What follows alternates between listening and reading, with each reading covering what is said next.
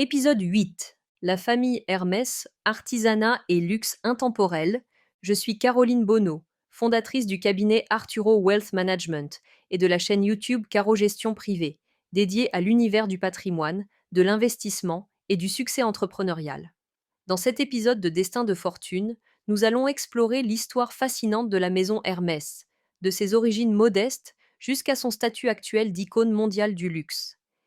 Imaginez un cellier bourrelier parisien du XIXe siècle se transformant en l'une des entreprises les plus prestigieuses du XXIe siècle. Tel est le destin d'Hermès, bâti sur un savoir-faire artisanal unique. Nous verrons comment la famille Hermès a préservé son modèle artisanal et son indépendance à travers 6 générations, tout en créant un empire du luxe pérenne. Si vous aimez comprendre comment le patrimoine et l'investissement se développent sur le long terme, pensez à vous abonner à ma chaîne Caro Gestion Privée. Vous y trouverez d'autres analyses de parcours entrepreneuriaux et de stratégies patrimoniales à succès. Origine artisanale et familiale de la maison Hermès, tout commence en 1837, lorsque Thierry Hermès, un artisan sellier d'origine franco-allemande, ouvre à Paris un petit atelier de harnais de chevaux. Il avait appris le métier en Normandie avant de s'installer à Paris, et il se distingua rapidement par la qualité exceptionnelle de ses coutures. En effet, il bâtit sa réputation sur la couture sellier, une technique de surpiqûre unique ne pouvant être réalisée qu'à la main. Cette excellence artisanale attira une clientèle prestigieuse. Thierry Hermès remporta notamment la médaille d'or à l'Exposition universelle de Paris de 1867 et fournit selles et harnais au tsar Nicolas II et à l'empereur Napoléon III. Après la mort de Thierry Hermès en 1878, son fils Charles-Émile prend la direction de l'atelier en 1880. Il déménage la boutique aux 24 rue du Faubourg Saint-Honoré, toujours siège de l'entreprise aujourd'hui. Sous l'impulsion des petits-fils d'Émile Hermès, Adolphe et Émile Maurice, la maison élargit rapidement son savoir-faire. Dès la fin du XIXe siècle, Hermès produit aussi des équipements pour le cheval, couvertures, bottes de cuir, casaques en soie et des bagages de voyage. L'esprit d'innovation de la famille est déjà manifeste. Émile Maurice Hermès, attiré par les nouvelles modes de transport, rapporte des États-Unis le brevet de la fermeture à glissière, zip, qu'il adapte à la maroquinerie, révolutionnant ainsi l'industrie textile de l'époque. Aujourd'hui, Hermès souligne que cet héritage artisanal est au cœur de sa renommée. Comme le rappelle l'histoire de l'entreprise, les artisans Hermès doivent maîtriser chaque étape de fabrication. La maison forme ses selliers pendant des années pour s'assurer d'une qualité exceptionnelle. Cette recherche de l'excellence, transmise de génération en génération, a fait d'Hermès l'une des plus anciennes maisons de luxe familiale au monde. L'évolution du métier de sellier à maison de luxe internationale. Au début du XXe siècle, Hermès se diversifie.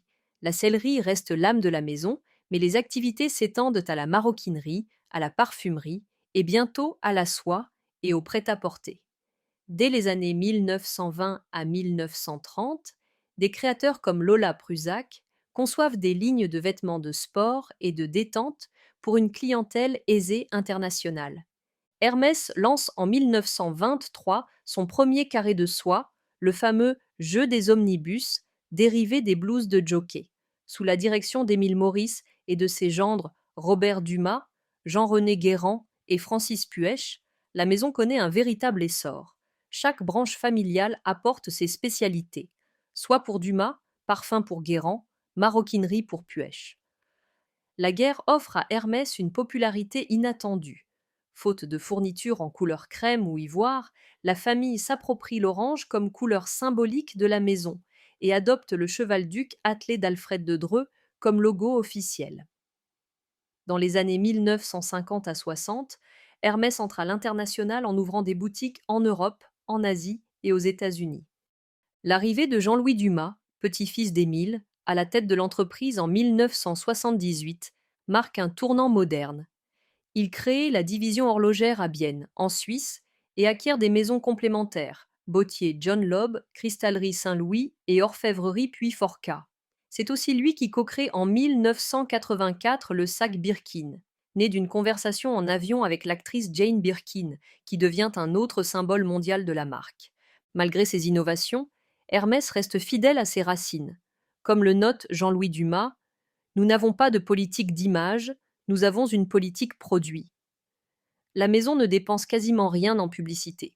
On se contente de fabriquer d'excellents produits, ce qui, selon lui, est la meilleure publicité qui soit. Ce positionnement, produit d'abord, a façonné un luxe subtil et discret. Aujourd'hui, avec plus de 280 boutiques dans le monde, Hermès reste réputé pour son modèle artisanal.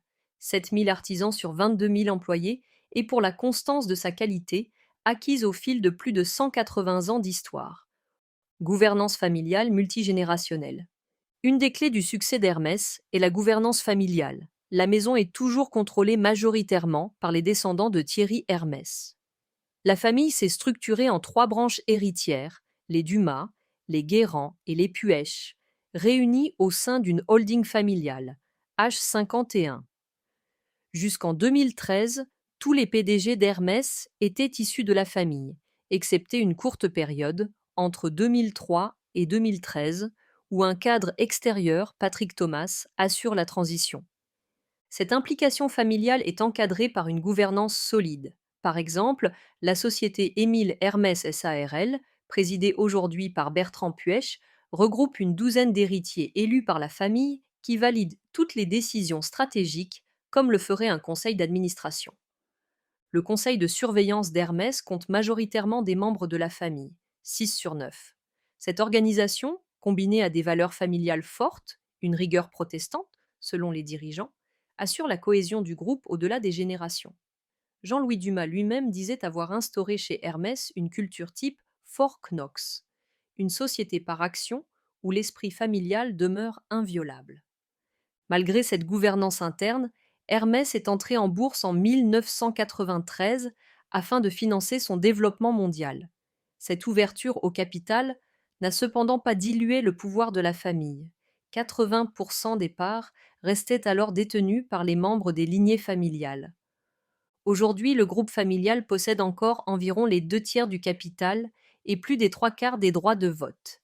Même lors des phases de croissance intense, avec par exemple plus 24% de ventes annuelles dans les années 1986 à 1996, la volonté a toujours été de préserver l'autonomie d'Hermès. En somme, la gouvernance familiale multigénérationnelle repose sur des institutions rigoureuses et un partage de valeurs qui dépassent les querelles individuelles. Stratégie patrimoniale et de transmission. La gestion patrimoniale d'Hermès est aussi exemplaire que sa gouvernance.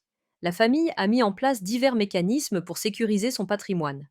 Par exemple, chaque fois qu'un héritier veut céder ses actions, il ne peut le faire qu'au sein d'un pacte familial. Les ventes se font entre cousins, souvent au prix du marché, de manière à conserver l'unité du capital familial. L'entreprise a même adopté une pilule empoisonnée anti-OPA pour décourager toute offre hostile sur son capital. Au fil des générations, les Hermès ont également créé des structures dédiées. Le holding H51 regroupe ainsi les participations de la famille dans l'entreprise, consolidant le contrôle entre les branches. La société Émile Hermès SARL agit comme un conseil de famille informel en réunissant 11 héritiers élus pour approuver ensemble les grandes orientations stratégiques. Cette continuité est entretenue depuis Thierry Hermès. Déjà au début du XXe siècle, Émile Hermès avait racheté les parts de son frère pour concentrer le capital familial avant de léguer l'affaire à ses gendres. Le résultat est qu'après 6 générations, les héritiers détiennent toujours l'écrasante majorité du capital et du pouvoir de décision. En 2008, par exemple, 16 membres de la 5e génération et 40 membres de la 6e génération possédaient ensemble 75% du capital du groupe. La stratégie patrimoniale menée est donc de longue haleine. Plutôt que de maximiser les dividendes à court terme, à peine 1% de rendement à l'époque, la priorité est donnée à la croissance du cours de l'action et à la transmission du capital aux jeunes générations. Cette discipline financière a convaincu la famille que l'introduction en bourse était bénéfique pour le patrimoine global. Ainsi, l'action, multipliée par plus de 15 depuis 1993, a renforcé la confiance des héritiers dans cette option.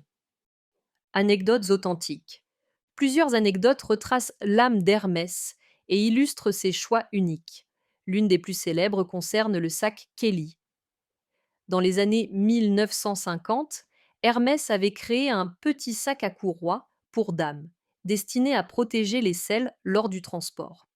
Ce sac passe relativement inaperçu jusqu'à ce qu'une photo de Grace Kelly, alors princesse de Monaco, en train de l'utiliser fasse le tour du monde. Admirateur devant la princesse, on baptise alors l'accessoire Kelly en son honneur. Ce sac, aujourd'hui collector, est devenu un symbole intemporel d'élégance subtile. Autre anecdote illustrant l'indépendance de la maison, quand Patrick Thomas, issu de la grande consommation, arrive chez Hermès en 1989, il est stupéfait de découvrir qu'on ne consacre pratiquement aucun budget à la publicité. Chez Hermès, on ne chasse pas les clients au sens classique. Par exemple, les personnes intéressées par un sac Kelly font d'abord une longue liste d'attente plutôt que de payer pour un marketing agressif. Jean-Louis Dumas lui-même résumera plus tard cette philosophie par cette maxime célèbre. Nous n'avons pas de politique d'image, nous avons une politique produit. Hermès ne sollicite jamais de célébrités en égérie et n'a pas de direction marketing dédiée. La qualité même de ses créations est considérée comme sa meilleure publicité. Enfin, un dernier clin d'œil. Le célèbre motif du saut du cavalier, le groom à l'hippodrome, qui sert de logo, trouve son origine dans une peinture d'Alfred de Dreux, choisie pendant la Seconde Guerre mondiale. Quant à la couleur orange d'Hermès, elle est née de l'occupation. Faute de palette, c'est la couleur qui se prêtait le mieux au carton d'emballage avant de devenir un emblème joyeux et reconnaissable de la maison. Si ces anecdotes vous passionnent, abonnez-vous à la chaîne Caro Gestion Privée pour ne rien manquer de notre prochain contenu sur l'artisanat, le patrimoine et l'investissement. Enseignements pour investisseurs et passionnés d'entrepreneuriat. L'Odyssée d'Hermès enseigne plusieurs leçons clés. Valeur du long terme et de la patience. Hermès a toujours privilégié la croissance durable à l'accumulation de profits immédiats. Cette vision à long terme a transformé un petit atelier en une entreprise mondiale sans compromis sur la qualité. Force d'une identité forte. En misant systématiquement sur l'artisanat et l'innovation, Zips, création de sacs emblématiques, soie, parfum, Hermès a créé une image de marque puissante. Plutôt que de recourir au battage médiatique, l'entreprise investit dans son savoir-faire. Dans ses ateliers, la formation d'un artisan peut durer jusqu'à 6 ans pour maîtriser les gestes les plus exigeants. Gouvernance rigoureuse. La famille Hermès montre qu'un leadership unifié et des structures claires, conseil de gérance, holding familial, peuvent préserver l'harmonie sur plusieurs générations. Un investisseur y voit l'intérêt d'évaluer non seulement les bilans financiers, mais aussi la solidité des valeurs et du management des entreprises familiales. Exclusivité et différenciation. Hermès a refusé le marketing de masse, ce qui a contribué à créer de l'exclusivité et un désir latent. Pour un entrepreneur, c'est un rappel que l'authenticité, un produit exceptionnel, un service unique, peut créer un avantage concurrentiel solide. Diversification maîtrisée. La maison s'est diversifiée. Mode, joaillerie, beauté, hôtellerie, mais toujours autour de son héritage du cuir et de l'équitation, en investissant également dans des métiers connexes, acquisition de marques de luxe ou extension de marques, les dirigeants ont protégé l'entreprise des fluctuations d'un secteur unique.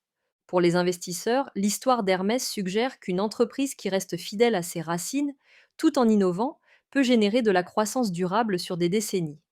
Elle rappelle aussi qu'une gouvernance familiale peut être un facteur de stabilité et de valeur ajoutée, à condition d'être professionnelle et unie. Enfin, cette success story illustre qu'on peut bâtir une fortune de luxe en mettant l'humain et le produit au cœur de la stratégie économique. En conclusion, la maison Hermès incarne l'alliance rare de l'artisanat traditionnel et du succès entrepreneurial moderne.